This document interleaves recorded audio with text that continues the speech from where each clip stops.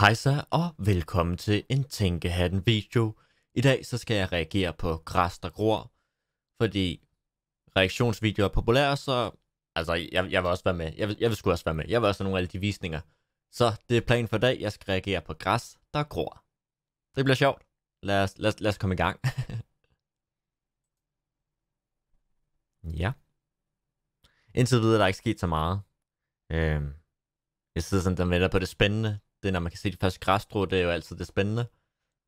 Der kommer noget nu. Det er godt. Ja.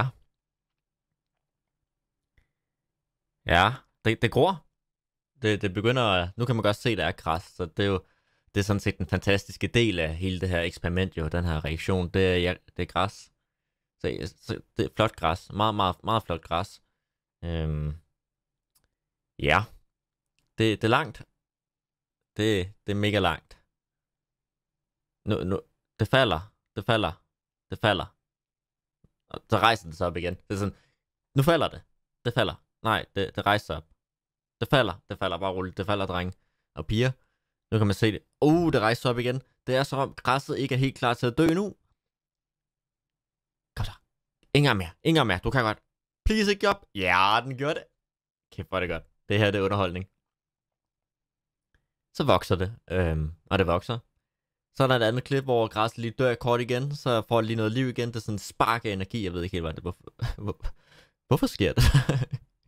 Hvordan fungerer det? Og så dør det lidt igen.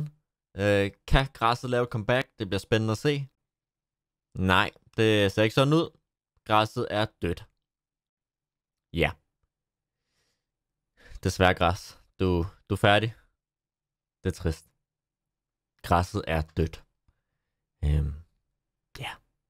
Hvad fanden siger man? Jamen, det var så alt fra den her reaktionsvideo. Jeg håber, I godt kunne lide reaktionsvideoen. Jeg arbejder på rigtig mange andre rigtig gode reaktionsvideoer, fordi folk kan godt lide reaktionsvideoer, så ja. Jeg håber, du kunne lide den. Jeg nåede i hvert fald at lave den. Den var yderst spændende at skulle lave en reaktionsvideo om. Det var godt. Hvad skal jeg ellers reagere på? Smid gerne en kommentar med det nede i kommentarfeltet, og så reagerer på dit forslag næste gang forhåbentlig.